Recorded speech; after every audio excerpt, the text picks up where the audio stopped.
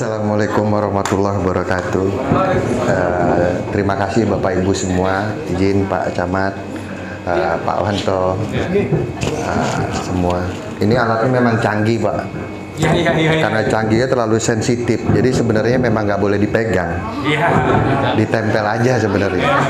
Terus speakernya juga terlalu dekat, jadi ya kalau ada kurang-kurang mohon maaf. Pertama-tama saya mau tanya, ada yang sudah pernah menanam anggur kecuali guru saya Pak Ngatidjan? Tidak usah tunjuk tangan kalau itu. Ada yang pernah? Sudah pernah? Udah Pak? Wow, sudah banyak Pak. Enak kalau begini. Ya, yang bertahan sampai di atas 6 bulan tunjuk tangan. Wow, bisa jadi leader-leader timnya Pak. Yang bertahan di atas 1 tahun? 1, 2, 3, 4, oke. Yang berhasil berbuah? Oke, mantap. Tepuk tangan dulu semuanya. Kenapa saya tanya? Soalnya menanam itu mudah. Menghidupkan sampai 5 bulan, 6 bulan itu gampang. Melanjutkan sampai ke 7 bulan dan berikutnya berat. Nggak usah bicara pembuahan. Oleh karena itu, saya tidak bisa memberikan proses selama 1 tahun penanaman sampai berbuah dalam waktu 1-2 jam ini. Tapi saya berusaha menyimpulkan bahwa yang paling utama apa-apa saja itu yang saya akan berikan. Kalau masalah buah tadi saya sudah buktikan di tempat kami sudah banyak Bu varian yang kita buahkan, yang berhasil dibuahkan, ada juga yang gagal, ada juga yang innalillahi wa inna ilaihi raji'un. Iya, tapi memang ya itulah proses belajar, jangan khawatir. Kita langsung masuk ke materi ya, nanti biar tanya jawabnya lebih enak. Karena kalau sudah lihat ada yang menanam banyak, yang hidup banyak gitu kan, yang berbuah sedikit, nah itu seru nanti. Next Mbak Fia, lanjut ke materi. Ini pengetahuan dasar. Kenapa saya bilang pengetahuan dasar? Karena memang kita perlu tahu syarat tumbuhnya. Kalau kita bicara rumput, dimanapun bisa. Bahkan di udara dingin pun, di salju mereka mungkin bisa tumbuh gitu kan. Kalau bicara anggur, nanti kita kupas tuntas. Syaratnya apa sih? Kemudian media tanam. Semua teman-teman saya yang bergelut di dunia perangguran, itu sepakat bahwa media tanam ini 90% faktor keberhasilan. Jadi kalau Bapak Ibu sudah punya di rumah bibit anggur, terus berharap cari varian baru, ada Nizina, ada Everest, ada New Baikonur, ada Baikonur gitu kan. Kadang Baikonur ada new-nya, ada banyak yang baru. Saran saya jangan. Tapi satu, buahkan. Setelah berhasil berbuah, bibitkan. Setelah berhasil bibit, baru fase berikutnya tambah varian baru. Kemudian bibit yang baik. Saya akan jelaskan nanti bibit yang baik seperti apa. Perawatan dari segi pemupukan, kemudian struktur pembentukan. Struktur pembentukan ini gini. Anggur itu cuma ada 3 batang Pak yang biasa kita pakai, yang simpel, yang nggak usah yang standar internasional banyak. Batang primer atau utama, sekunder, penopang pembuahan, kemudian batang tersier. Tersiernya ini batang pembuahan. Jadi banyak teman-teman yang merawat anggur, ada yang setahun 2 tahun tidak berbuah, karena kebanyakan yang dirawat bukan batang tersiernya, tapi batang sekundernya. Dipangkas, dipruning, kata orang, oh dipangkas saja, dipotong-potong-potong. Tapi yang dipotong sekundernya. Ya kalau berhasil berbuah ya lumayan gitu. Tapi yang benar itu adalah batang tersier yang kita pangkas. Nanti kita bahas satu persatu. Kemudian ada pengendalian hama dan penyakit, ada tips dan trik juga. Next Mbak Fia. Syarat tumbuh. Ini contoh tabulapot yang ada di rooftop. Ini fase vegetatif. Hidup di ketinggian 25 sampai 300 meter di atas permukaan laut. Kita cocok banget, Bu, Pak. Kita dekat banget sama laut kan. Mau ngambil yang rendahnya di bawah di 25 atau di 300 pun dapat. Kemudian suhunya 25 sampai 31. Kita masuk Balikpapan 25 sampai 31. Kecuali hari ini saya nggak ngukur karena kabut hari ini turun pekat sekali tadi pagi. Kelembapan ideal 75 sampai 80. Ini PR utama Balikpapan, kelembapan. Jadi ya kita bisa nyiasati dengan apa? Kalau di rumah Bu, kenapa mungkin disosialisasikan banyak ventilasi Nah, itu cuma mengusir kelembapan supaya ideal buat kita sirkulasi udara. Intensitas penyinaran 50-80%. Nggak usah takut Bu, anggur ini paling suka matahari. Mau dari pagi sampai sore dikasih sinar matahari silakan. Tapi ya nanti saya kasih tahu syaratnya kenapa. Dia minimal 7-8 jam per hari. Tapi teman-teman ada yang 5 jam di balik papan pun cukup. Tapi kalau saya menyarankan 7-8 jam per hari. Kemudian curah hujan, wah ini curah hujan. Nanti saya bahas tuntas tentang curah hujan Balikpapan ini kan luar biasa Bu. Saya asli dari Jakarta, jadi ke Balikpapan kami bingung gitu kan. Ini musim panas, musim hujan gitu kan. Kenapa? Beda kalau Jakarta kering-kering betul Bu. Kita mati airnya bukan dari PDAM karena kita pakai sumur kan, pakai pompa. Itu kalau mati air benar-benar tidak ada air sama sekali. Nah ini nanti nyiasatinnya seperti apa kita jelasin. Kemudian pH tanah. Sama semuanya, pH tanah 6-7. Kalau di bawah itu kurang, tapi toleransinya sampai di angka 5. Enggak apa-apa.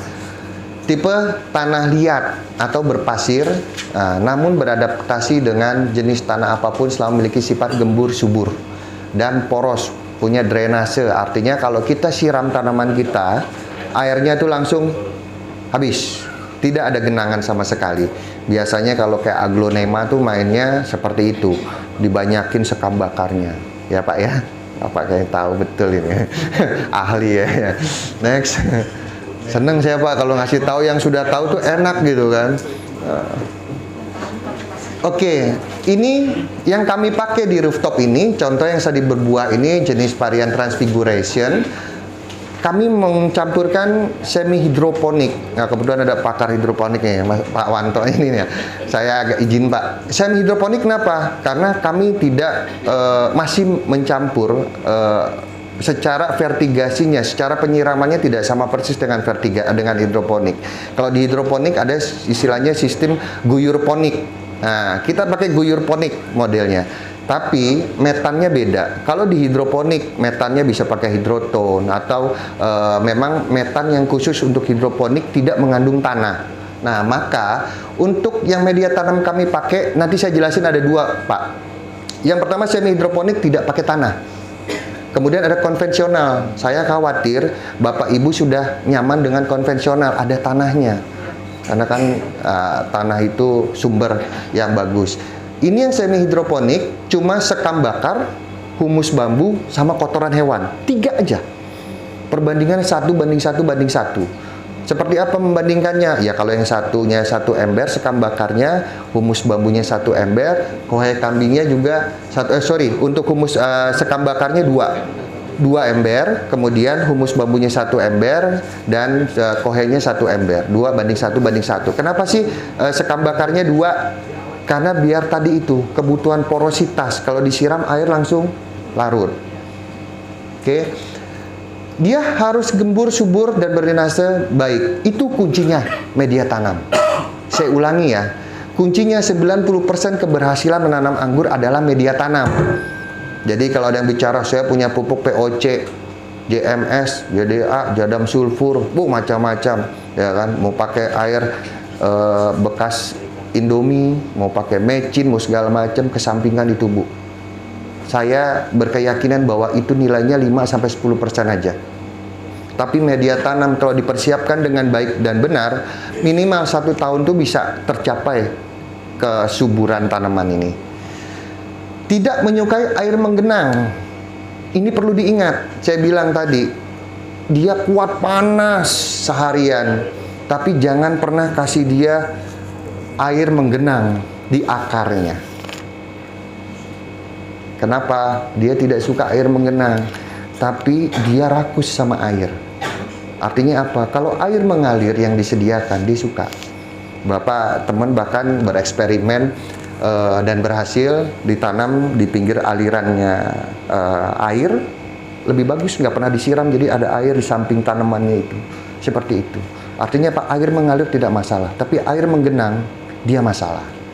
Next. Ini yang saya bilang konvensional. Mungkin Bapak Ibu lebih kenal, familiar dengan ini. Ini yang perbandingan 1:1:1:1. Ada sekam bakar, ada sekam mentah, humus bambu, tanah, dan kohe kambing atau kohe hewan apapun bebas. Ada 5 macam. Perbandingan 1 banding 1 banding 1 banding 1 banding 1. Sama seperti tadi bandingannya. Yang satunya 1 kilo semua. Yang membedakan dengan yang semi hidroponik tadi adalah tanpa tanah semi hidroponik dan tanpa proses fermentasi.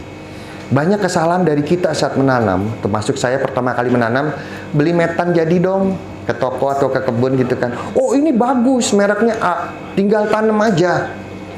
Betul, memang itu media tanam sudah proses fermentasi. Tapi pada proses distribusinya ke toko-toko, didiamkan lagi di sana, ketemu panas dingin, kemungkinan kita di rumah kita campur lagi dengan media tanam, dia berfermentasi kembali. Apalagi kalau ibu-ibu yang rajin, habis cucian air beras dikumpulin, disiram, ada mikrobakteri, ada fungi di situ, dia berkolaborasi lagi. Kalau jadi baik, bagus. Tapi kalau berfermentasi, apa yang terjadi? Akarnya yang rusak, panas, pH-nya rendah, turun. Jadi, ini harus difermentasi Bapak Ibu semua. Dengan apa? Molase, EM4. Nah, Bapak itu udah paham molase EM4, sudah biasa main nih fermentasi ya. Karena apa? Itu mikrobakterial yang memang tugasnya mengurai. Setelah diurai, diamkan selama 1 bulan, Bu, kalau mau bagus. Ada yang bilang 2 minggu sudah bisa dipakai, monggo. 2 minggu bisa, 3 minggu bisa. Kalau saya lebih suka 1 bulan, kemudian baru saya paparkan di udara terbuka. Caranya gampang, Bu, Pak, kalau mau tahu dia sudah siap apa belum. Kalau ada tumbuhan liar, ada gulma, numbuh, artinya sudah matang makanannya. Kita bisa icip-icip di situ.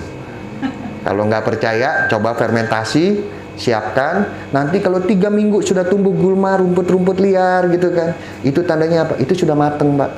Alam sudah memberitahu bahwa udah ada yang numbuh. Artinya rumput sudah bisa hidup. Kasih waktu 1 minggu lagi, baru gali, tanam. Insya Allah aman. Kemudian sama, dia harus gembur, poros, berdrainase. Kalau dilihat perbandingan antara tanah sama kohe kambing, ini padatan namanya. Padatan tuh dia mengeras, dia menyerap air. Sisanya itu sekam mentah, sekam bakar, humus bambu, itu sifatnya poros. Dia tidak menyimpan air.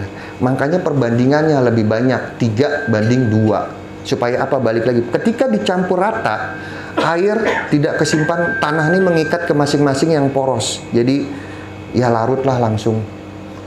Oke, kemudian sama, tidak menyukai air yang menggenang di media tanam.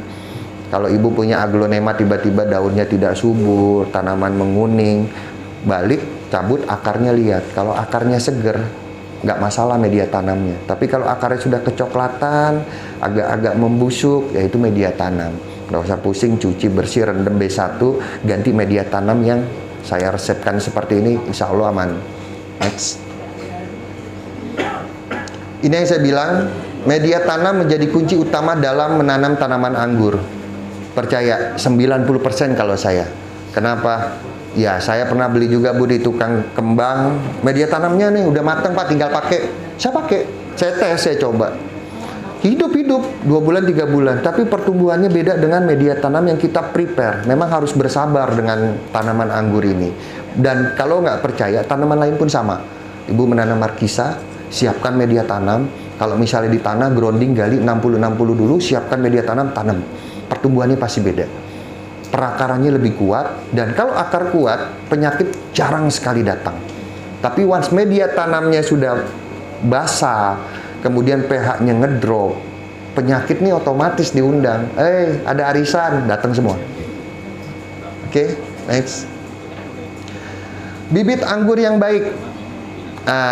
Kadang kita suka, teman-teman, baik yang beli online. Saran saya, di Balikpapan ini sudah banyak komunitas Balikpapan.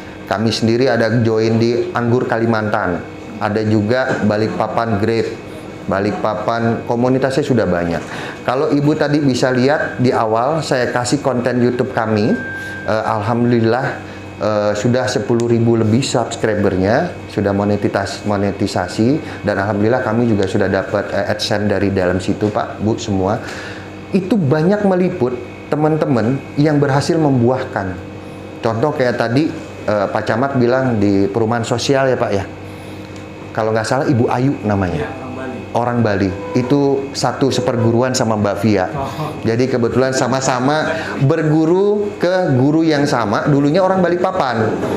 Pindah ke Bandung ikut suaminya. Sekarang di Bandung juga dia jadi bendahara di komunitas besar. Nah, muridnya banyak di sini, Pak. Jadi kami main ke rumah dia, itu luar biasa buahnya. Bisa cek nanti di rooftop pengangguran, konten di Bu Ayu itu, buahnya luar biasa. Kami pun jujur kalah dengan dia, karena dia grounding. Nah, perbedaannya, kami ini semi hidroponik dan kita tabulaport. Jadi kami tidak ada yang nanam di tanah. Dan saya berani jamin Bu, tingkat kesulitan tabulaport dengan yang di tanah, itu bisa dibilang 10:1 tingkat kesulitannya. Kalau di tanah kesulitannya cuma 1, kalau di tabulaport ini 10. Kenapa? Airnya dijaga, pupuknya dijaga, nggak boleh kurang ini kurang itu, benar-benar harus terpenuhi. Kemudian hamanya juga beda, perakarannya dia terlalu lemah. Tapi kalau grounding di tanah, dia banyak unsur hara yang dibutuhkan yang kita nggak tahu, dia nyari sendiri.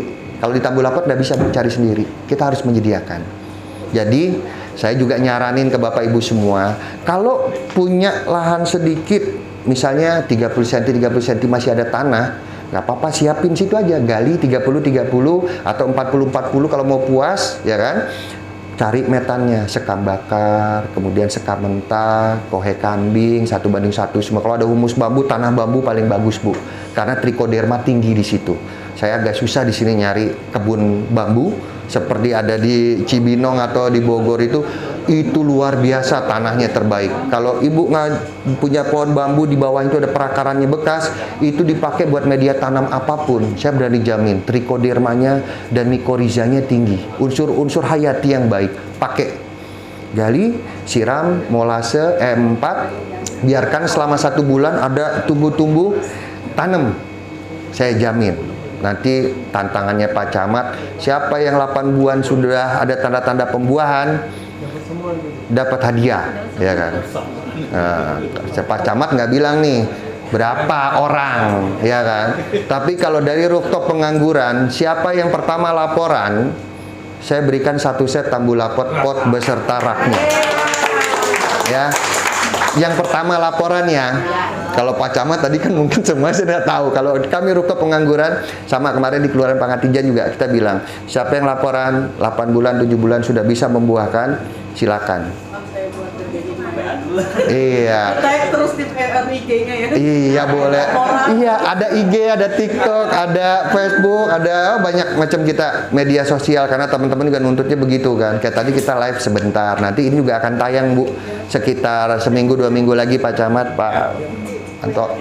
Kita tayang izin, jadi Bapak Ibu semua kamera izin sama suami, nanti wajah saya terpampang boleh kapan? Kan enggak semuanya yang membolehkan gitu kan. Jadi ya kalau nggak boleh dari sekarang pakai masker biar di-shoot ketahuan. Jadi ketahuan kayak tadi itu ada kontennya Pak Tonle itu kan, oh itu kenal saya. Itu kan dulu main lele katanya. Betul, main lele dan sekarang ke anggur juga. Bahkan sampai dapat CSR dari Pertamina buat bikin greenhouse. Dan sekarang Pertamina sudah ada CSR di Sepinggan, kemudian di Padat Karya, siapa tahu bisa menyentuh ke daerah kita juga, Pak. CSR sekarang tuh udah macam-macam pokoknya. Bibit anggur yang baik, yang siap tanam usia 2-3 bulan. Kalau ini usianya sudah lebih dari 3 bulan, 4 bulan. Kenapa?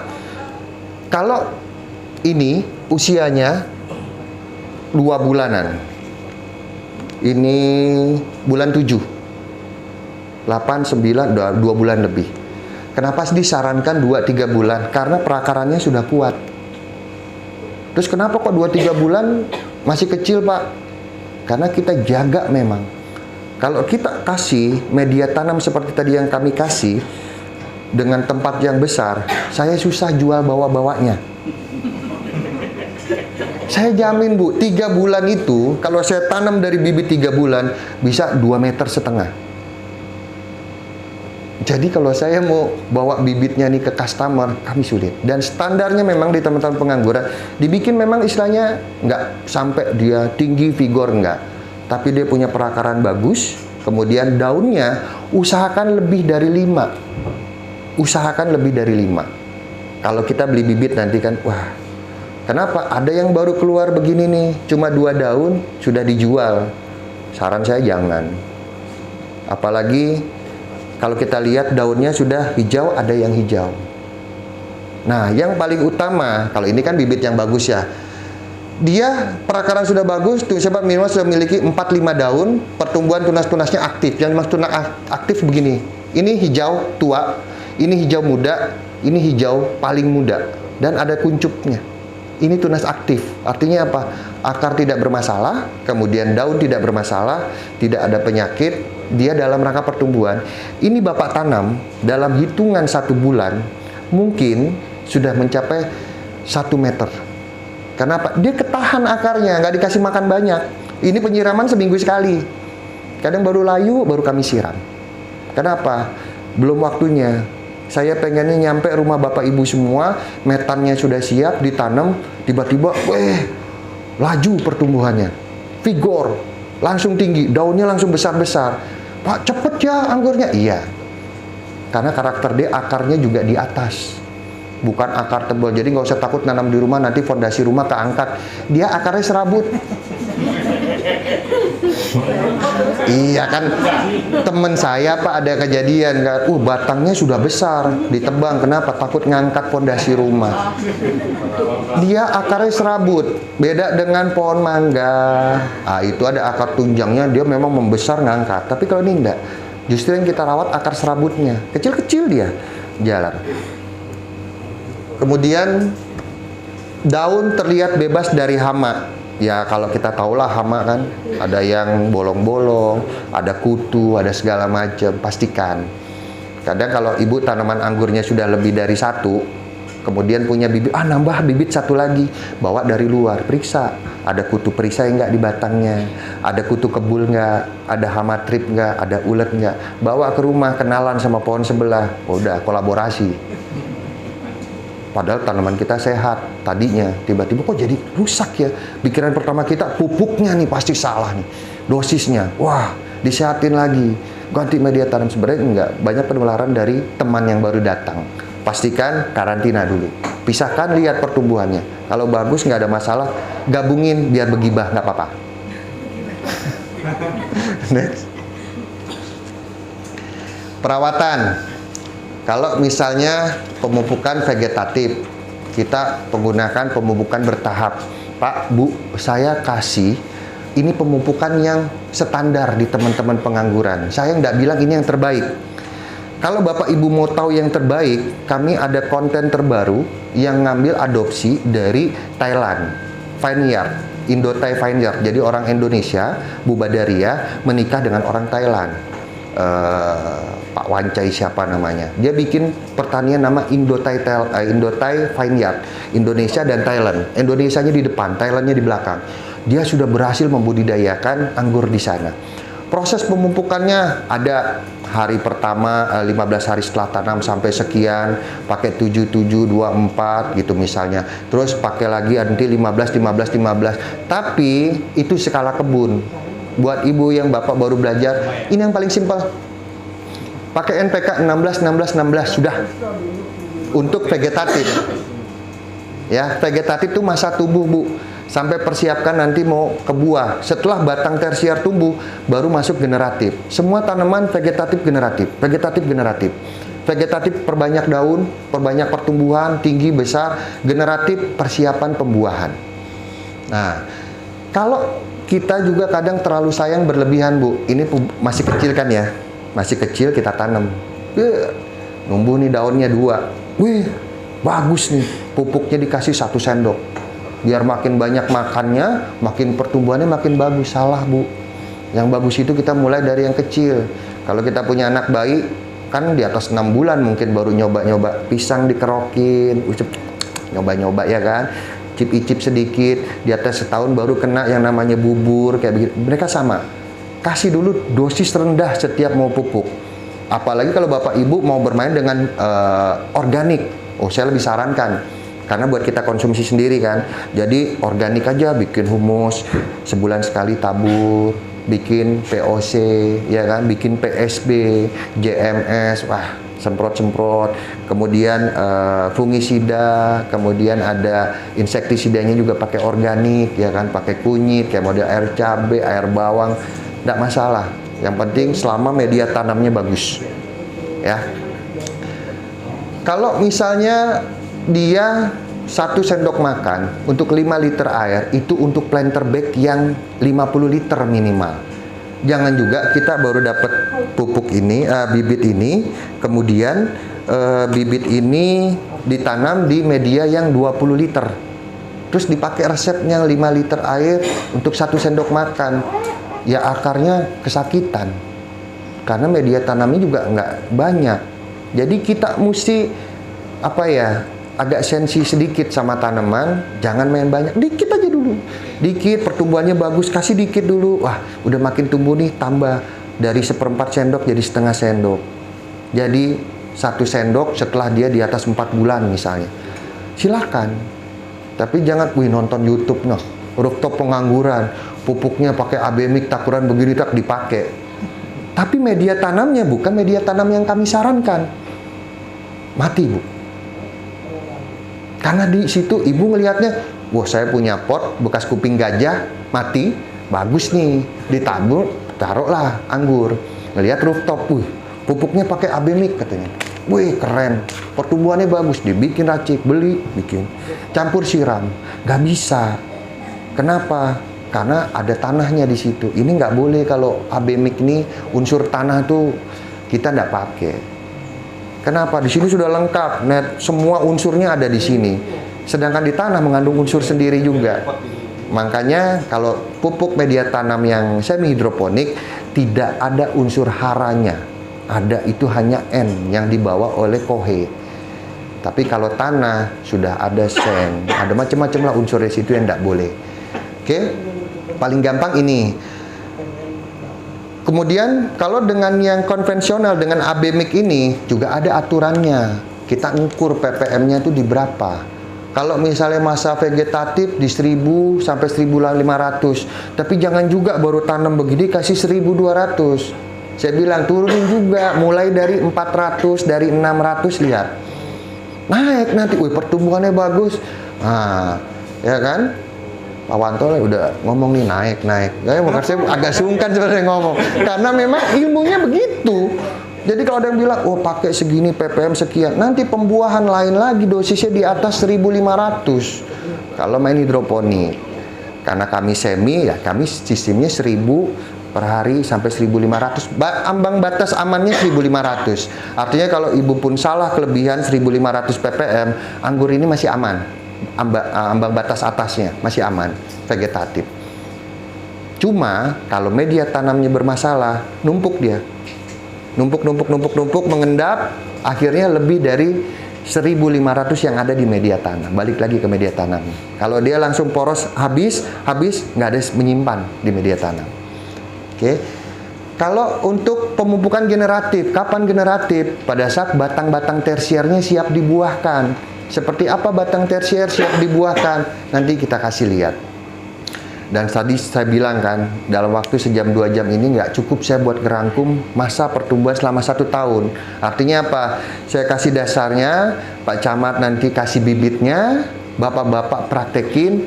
Perlu apa, bisa ke channel YouTube kami, Pak. Nggak apa-apa nggak di-subscribe. Asal Bapak nonton, bener. Mau nonton ilmunya apa ada di situ. Mulai Mbak Via bikin media tanam ada. Mbak Via praktekin cara bikin abemik ada. Cara penyiraman ada. Cara insektisida ada. Cara fungisida ada.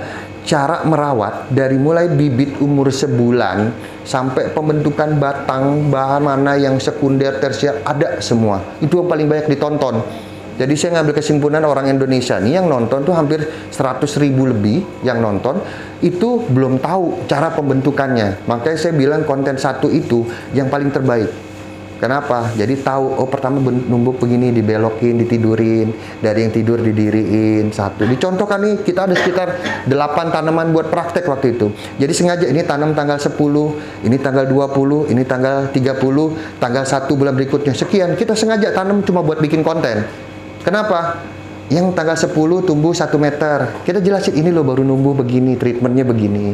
Yang ini udah 2 minggu, sudah mulai tinggi, treatmentnya begini. Ini tuh udah 3 minggu. Jadi dalam satu konten, dalam satu episode itu terangkum semua pembentukan. Makanya paling demen semua tuh yang viewer nonton ya kan.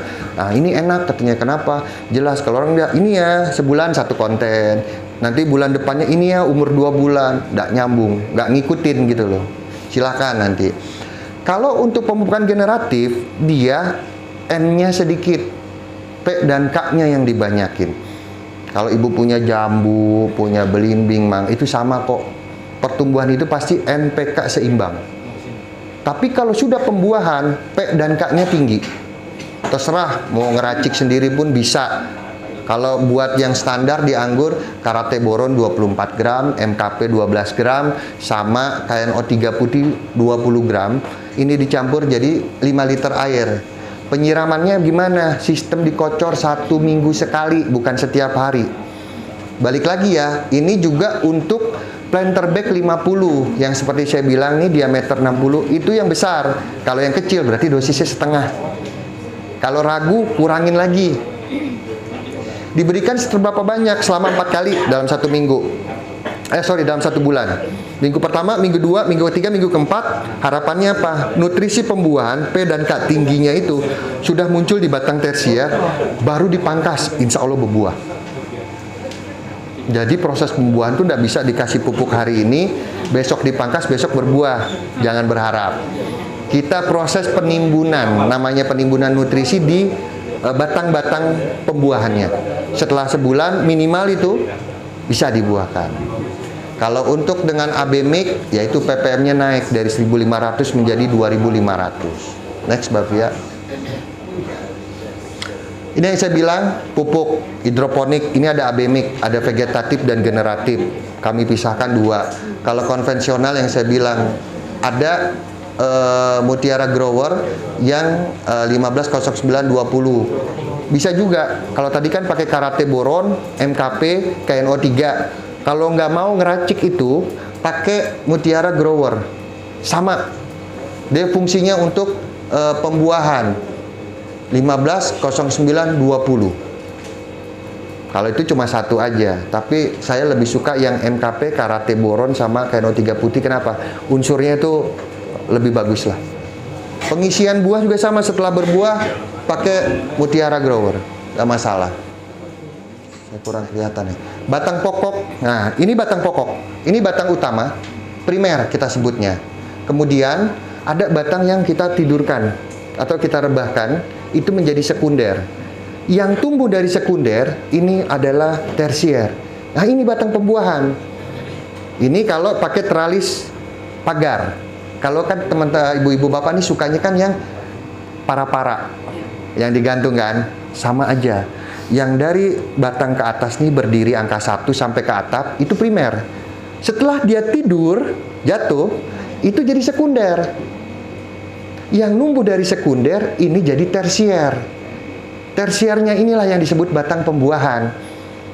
Jadi banyak yang salah, dipotong nih, di bawah naik jadi 2 biar banyak percabangannya. Yang banyak naik ke atas itu primer. Pas ditidurin juga jadi sekunder. Habis itu dipangkas, nggak berbuah. Dia keluar batang tersiernya. Sekunder terus yang dipangkas, yang keluar tersier terus. Makanya yang paling gampang, kalau kemarin Pak Camat suka tuh dengan bahasa saya, yang berdiri adalah primer, yang tidur adalah sekunder, yang berdiri di atas yang tidur tersier. Jadi yang mesti diingat Bapak Ibu semua, yang berdiri di atas yang tidur. Paling gampang ingetnya kan. Jadi kalau yang berdiri di atas yang berdiri, oh kelainan. Aneh pasti tidak akan berbuah. Tapi kalau yang berdiri di atas yang tidur, sudah pasti ini berbuah. Kalau masalah biji tergantung dia seedless apa enggak. Karena kalau Jupiter ini non biji. Kalau Everest-nya ada bijinya. Terus saya mau yang di pot, Pak. Kalau di pot kan melingkar, gimana ngitungnya? Mana yang berdiri, mana yang tidur? Sama aja, Pak. Yang naik ke atas, kering pertama, itu primer. Kok pendek cuma 30 cm? Ya iya kan, dikasih berdirinya cuma 30 cm. Kalau Bapak mau yang 60 cm, cari yang lebih bagus rambatannya. Terus dia melingkar kan tidur, rebah, tidur. Yang berdiri di atas yang tidur balik lagi itu tersiernya. Jadi mau pakai sistem teralis pagar seperti yang kiri itu batang pokok, primer, sekunder, cabang tersier. Nah, yang pakai para-para pun sama. Cukup jelas ya Bapak Ibu? Ini yang paling penting kalau buat pembuahan. Jadi primer, sekunder, tersier, pahami 3 itu aja. Kalau mau nanti belajar lebih yang advance, lebih tinggi lagi, ada cane, ada spur, istilah itu panjang lagi. Metodenya juga percabangan banyak. Ada metode Jepang, ada metode Rusia, ada metode Indonesia juga banyak metodenya.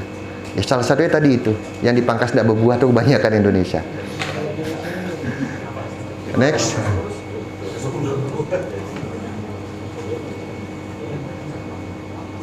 Ini yang saya bilang model para-para dan model pagar. Kalau para-para itu di atas, ya.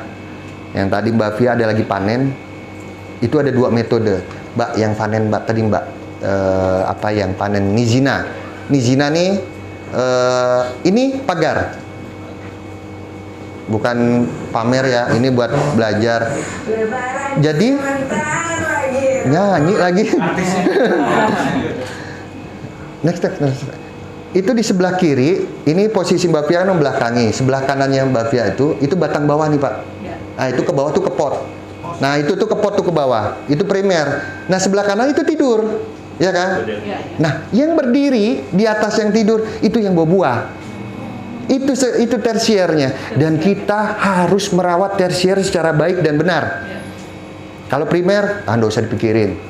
Sekunder nggak usah dipikirin. Makanya primernya botak, sekundernya botak, tapi tersier nggak boleh botak. Dia harus daunnya bagus. Nah, contoh ini kan. Nah ini dipangkas keluar buah, dipangkas keluar buah. Satu batang tersier bisa bawa 2 dompol. Satu dompol bisa sampai 200 sampai 500 gram. Tergantung kemampuan media tanam kita untuk mengisi buahnya. Ya, di bawah tuh pot naik ke atas, ditidurin. Tidurnya juga jangan sampai patah ya Bapak Ibu. Kita pengen sempurna nih. Karena lulusan arsitek mau cek simetris, siku. Enggak.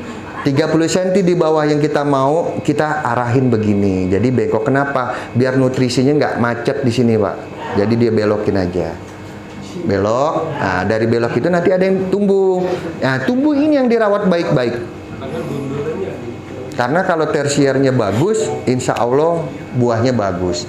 Sekarang coba ke Nizina. Casanova. Ini Casanova.